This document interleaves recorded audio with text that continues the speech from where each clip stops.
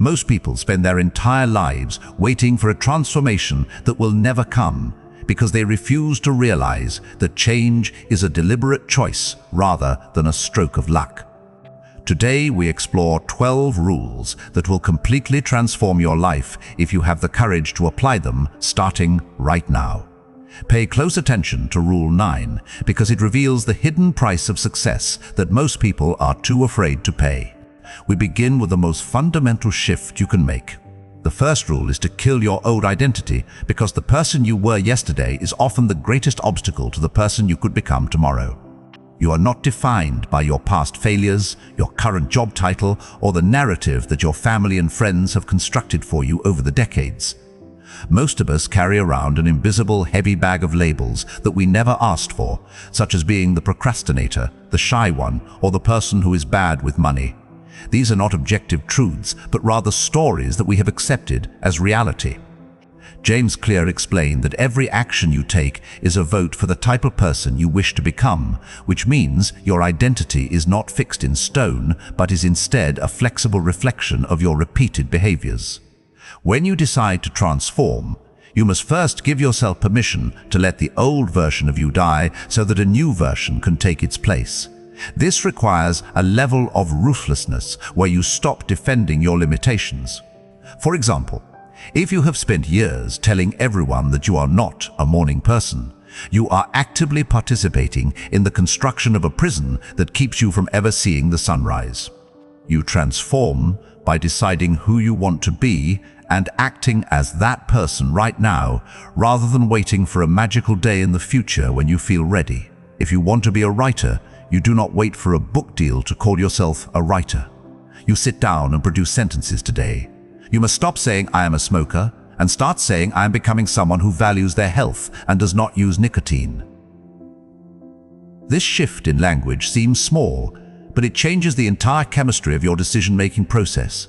When you view your actions as votes for a new identity, a single healthy meal or 1 hour of focused work becomes a victory in a much larger war. You are essentially rebranding your soul. People will try to pull you back into your old box because your change makes them uncomfortable with their own stagnation. They will remind you of who you used to be, as if that version is the only one that counts. You must be willing to be a stranger to those who knew the old you. This rule is about shedding the skin of your history to make room for your potential. It is about realizing that your past is a school, not a life sentence. If you do not consciously choose who you are, the world will choose for you, and the world rarely chooses greatness for those who are passive.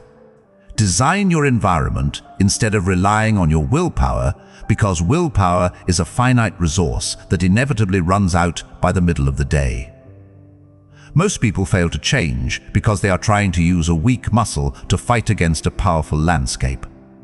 If you are trying to lose weight but your kitchen is filled with processed sugar, you are forcing your brain to make hundreds of difficult decisions every time you walk past the pantry.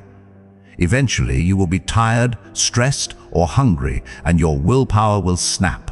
Naval Ravikant suggested that self-improvement is just the first step, while environment design is the actual cheat code for living a better life.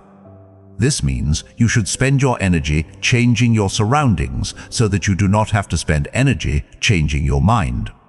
If you want to stop scrolling through social media for 3 hours a night, the solution is not to try harder to be disciplined. The solution is to delete the apps from your phone or leave the device in another room entirely. By increasing the friction between you and a bad habit, you make the habit almost impossible to maintain. Conversely, you should decrease the friction for the habits you want to build. If you want to go to the gym at 6 in the morning, lay your clothes out right next to your bed and put your shoes on top of your phone. Your environment is either a silent coach pushing you toward your goals or a quiet saboteur dragging you back into the mud. There is no neutral space in your life. Every object, every room, and every digital interface is nudging you in a certain direction. If your desk is cluttered and noisy, your mind will be cluttered and noisy. If you surround yourself with people who complain about their lives without ever taking action, you will eventually find yourself complaining right along with them. You must treat your surroundings with the same respect you treat your bank account. Audit your physical space and your digital feed. Ask yourself if the things you see every day are representative of the person you are trying to become. If they are not, you must remove them without sentimentality. Designing your environment is about being kind to your future self. It is about setting up the world so that the right choice is also the easiest choice. Now, the next rule is the one that separates people who talk about change from people who actually change.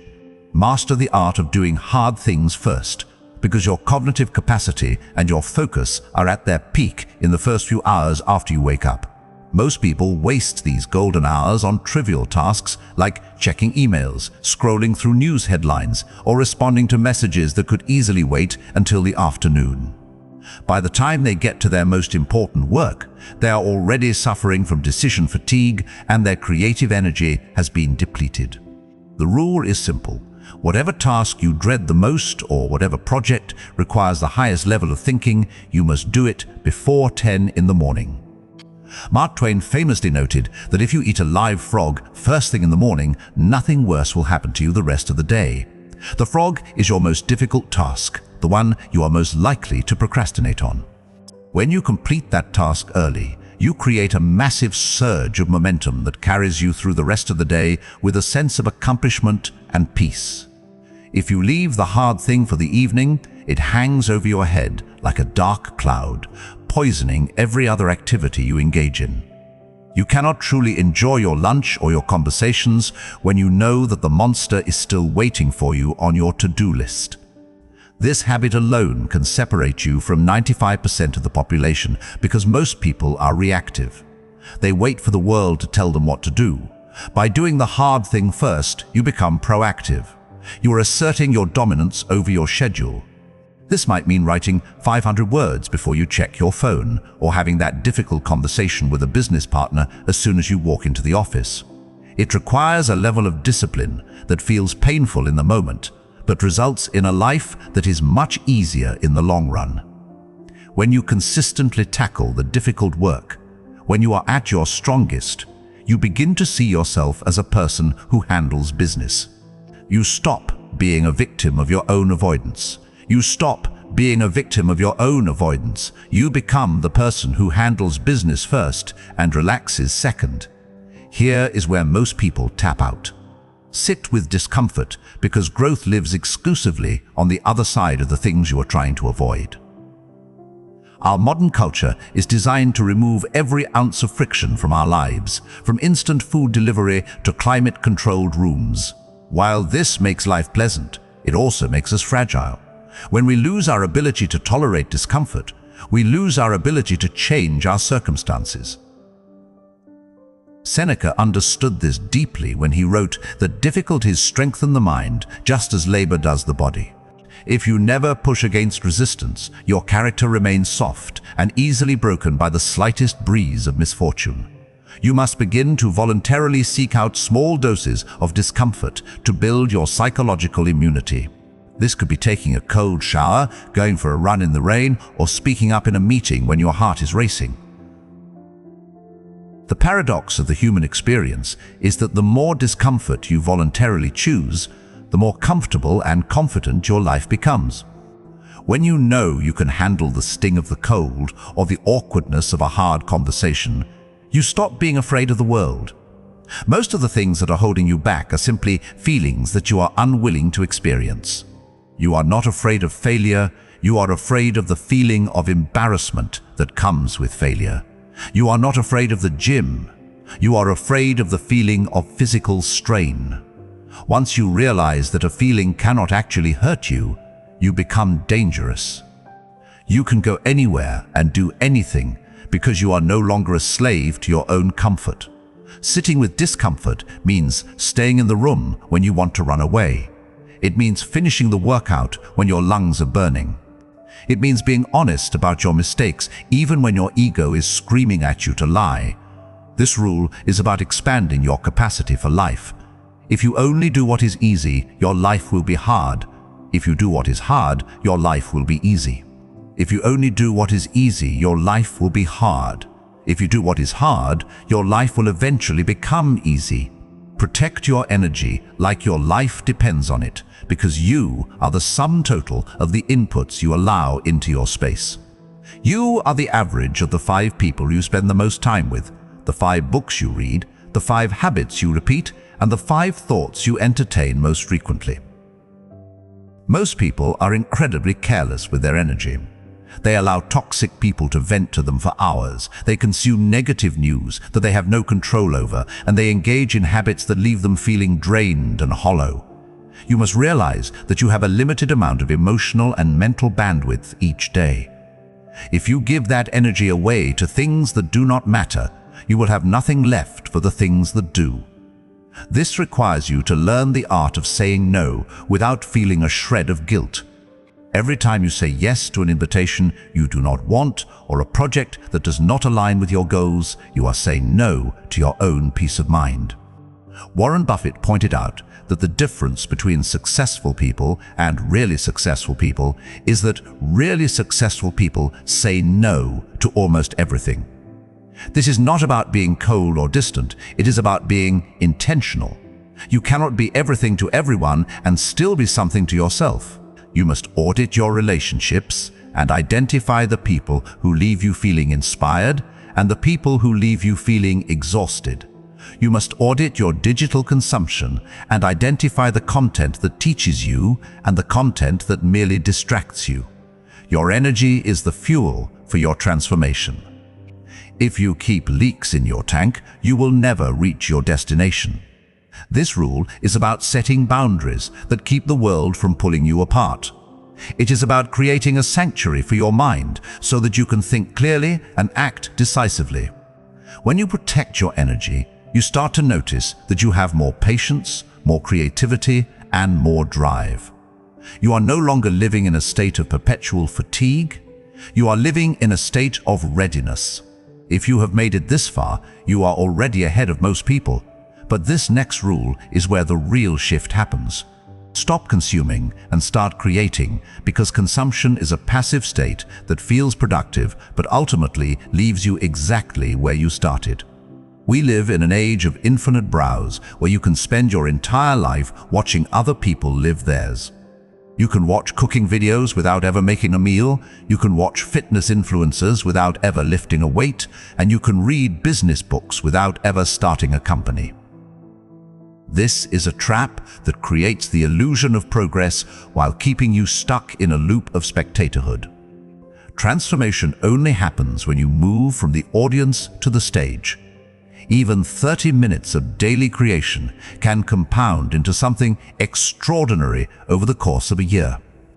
Whether you are writing, building a side project, learning a skill, or even just solving problems in your community, the act of creating forces you to engage with reality in a way that consumption never can.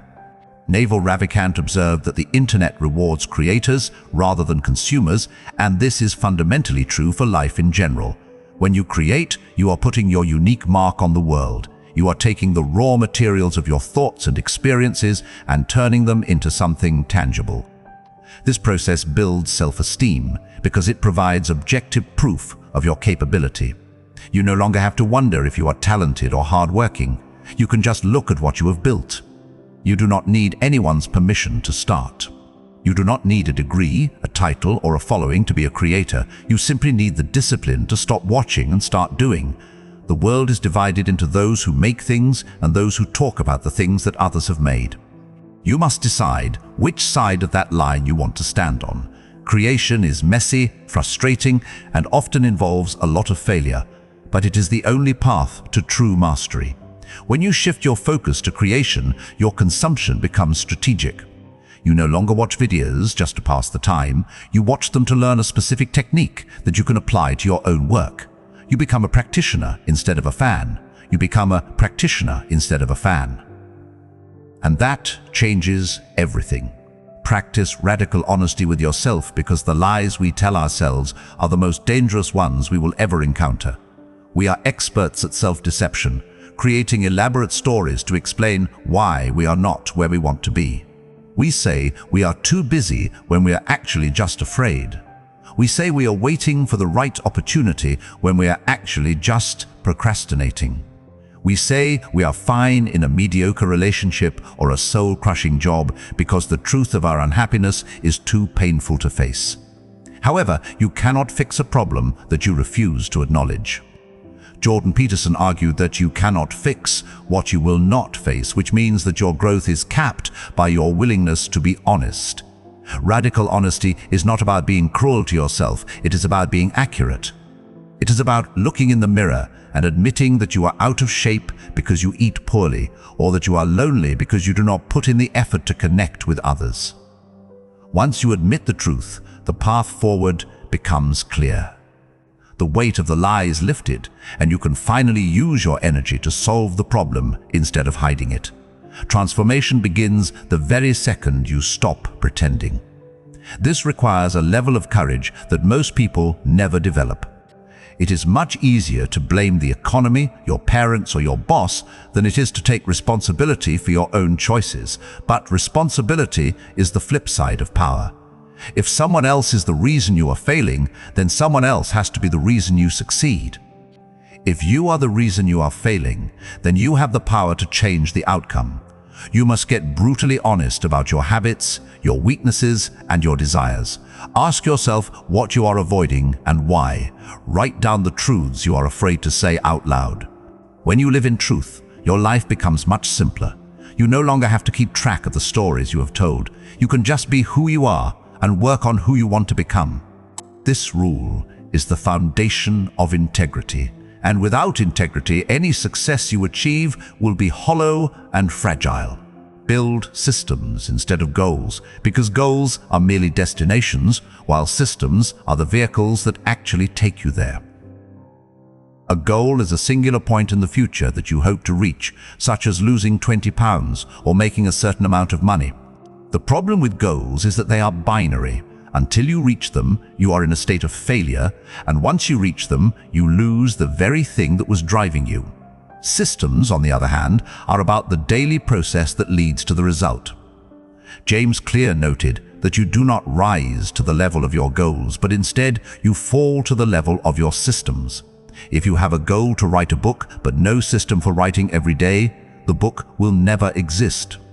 If you build a system of writing 2 pages every morning before breakfast, the book becomes an inevitable byproduct of your process. Systems take the pressure off the outcome and put the focus on the immediate action. This reduces anxiety and makes it easier to stay consistent. You stop worrying about the finish line and start focusing on the quality of your current step. A good system is one that you can follow even on your worst days. It is not about intensity, it is about consistency. For example, instead of having a goal to be more mindful, build a system of sitting in silence for 5 minutes every time you finish your morning coffee. Systems are the architecture of change. They turn abstract desires into concrete behaviors. When your systems are working, you do not need to rely on motivation or inspiration. You just follow the plan. This rule ensures that your progress is sustainable over the long term. It prevents the burnout that comes from chasing massive goals without a realistic way to achieve them. If you focus on the system, the results will take care of themselves every single time. Everything I have said so far is about what to do. But this next rule is about what transformation actually costs you, and nobody talks about this. Nobody warns you about this one. Make peace with being misunderstood, because the moment you start changing, the people around you will inevitably resist it. This is perhaps the most painful and hidden cost of self-improvement. When you decide to stop drinking, start a business, or wake up at dawn, you are inadvertently shining a light on the choices of everyone else in your circle. Your growth makes their stagnation visible, and many people would rather pull you back down than step up themselves. Your old friends might call you boring or say that you have changed, as if changing is a bad thing. Your family might express concern that you are working too hard or that you are becoming too obsessed with your goals. Marcus Aurelius understood this social pressure when he wrote that the object of life is not to be on the side of the majority, but to escape finding oneself in the ranks of the insane. What the majority considers normal is often a life of quiet desperation and unfulfilled potential. If you want to achieve results that most people do not have, you must be willing to do things that most people do not do, which means you will look strange to them. You are not losing people, you are outgrowing a version of yourself that they were comfortable with. They liked the version of you that was predictable and easy to manage. They liked the version that stayed in the same place they are. You must accept that you cannot take everyone with you on this journey. Some people are only meant to be in a single chapter of your life, not the whole book. This does not mean you have to be mean or dismissive, but it does mean you must be resolute. You cannot let the opinions of people who are not living the life you want dictate the choices you make. Being misunderstood is a sign of progress. It means you are moving into territory that is unfamiliar to the crowd. It is the price of admission for a life of excellence. You must find your validation internally rather than seeking it from a social circle that is invested in your staying the same. Own your mornings, because the way you begin your day dictates the rhythm and the quality of everything that follows. Most people start their day in a state of reaction. They are jolted awake by an alarm. They immediately check their phone to see what the rest of the world wants from them, and they rush through a series of chores while their mind is already stressed about the hours ahead. By doing this, you are giving away your sovereignty before you have even put on your shoes. An intentional morning routine is your daily declaration of who you are and what you value. It is not necessarily about waking up at 4 in the morning, although many successful people do. It is about waking up with purpose rather than waking up in response to an algorithm. You should spend the first hour of your day without a screen. Move your body to wake up your nervous system. Feed your mind with something substantive before you allow the noise of social media and news to enter. This is your time to set your intentions and ground yourself in your principles. When you own your morning, you enter the world as a person who is centered and prepared. You are no longer a leaf blowing in the wind of other people's priorities.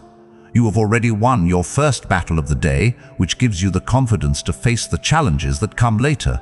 The world's most successful people have one thing in common. They do not leave their mornings to chance. They treat that time as sacred space for their own development. Whether it is meditation, reading, exercise, or simply sitting in silence with a cup of coffee, the specific activity matters less than the fact that you chose it. Your morning routine is the foundation upon which the rest of your day is built. If the foundation is shaky and rushed, the day will be chaotic. If the foundation is solid and intentional, the day will be productive and calm. You are the architect of your time, and the morning is the blueprint. Journal like your future depends on it, because your mind is a chaotic place and writing is the only way to organize it. On any given day, you have approximately 60,000 thoughts, and most of them are the same repetitive negative loops that you had yesterday. If you do not have a way to externalize these thoughts, they will continue to govern your life from the shadows. Journaling is the act of taking the noise in your head and turning it into data on a page. It allows you to see your patterns, your fears, and your progress with a level of objectivity that is impossible when you are just thinking.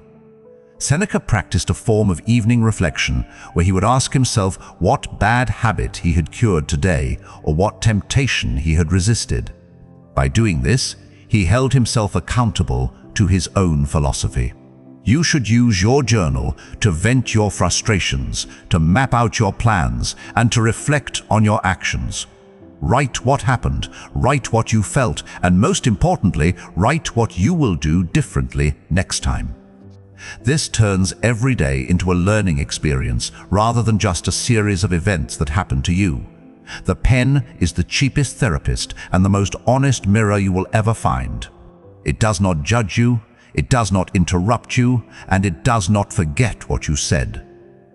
Over time, your journal becomes a map of your transformation.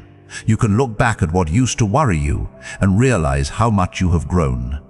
You can see the moments where you were brave and the moments where you fell short. This level of self-awareness is a superpower in a world where most people are sleepwalking through their own lives. When you write, you are forcing your brain to slow down and process reality. You are moving from being a passive observer of your thoughts to being an active director of your mind. This last rule is the most uncomfortable one. But if you only take one thing from this entire video, make it this. Burn the backup plan, because as long as you have a safety net, you will never truly commit to the life you say you want. Human beings are biologically wired to seek the path of least resistance. When things get difficult, and they will always get difficult, your brain will look for an exit. If you have a plan B that is comfortable and easy, you will inevitably take it the moment the pressure of plan A becomes intense. Burning the backup plan is not about being reckless, it is about being resolute. It is about deciding that there is no going back to the old way of living. History is full of stories like that of Cortez, who burned his ships so his men had no choice but to move forward and conquer. He understood that the possibility of retreat is the greatest enemy of victory. When you make your decision irreversible, you tap into a level of focus and energy that you did not know you possessed. You stop looking for excuses and start looking for solutions because you have no other choice. This produces a clarity of purpose that is undeniable. Most people fail because they are half committed. They want the result, but they want to keep their old life as a fallback option just in case. You cannot cross a chasm in 2 small jumps. You must leap with everything you have. This means being willing to risk failure, embarrassment, and hardship for the sake of your vision. It means saying, I am doing this, and there is no other option. This rule is the final seal on your transformation. It is the moment you stop being a seeker and start being a person who has arrived. There is a massive difference between trying something and doing something. Trying implies that you might stop if it gets too hard. Doing implies that you will continue until it is finished. When you burn the backup plan, you are telling yourself and the world that you are no longer the person who quits. You are the person who survives. These 12 principles are not just ideas to think about, they are a blueprint for a completely different way of existing in the world. We have covered the necessity of killing your old identity, designing your environment for success, tackling hard things first, and embracing the discomfort that leads to growth. We discussed the importance of protecting your energy, shifting from consumption to creation, practicing radical honesty, and building systems that outlast your goals. Finally, we looked at the cost of being misunderstood, the power of owning your mornings, the clarity of journaling, and the absolute necessity of burning your backup plan. Transformation does not require you to be perfect from day one. It only requires you to be deliberate. Choose one of these rules today and apply it with everything you have. Do not wait for Monday or the first of the month. The only moment you truly own is the one you are standing in right now. Here is your challenge. Before you go to sleep tonight, pick the one rule that made you the most uncomfortable and do something about it. Write it down, take the first action, burn one small backup plan. That discomfort you feel is not a warning. It is a signal that you are heading in the right direction. The person you are meant to become is not waiting somewhere in the future. That person is built by what you choose to do in the next 24 hours.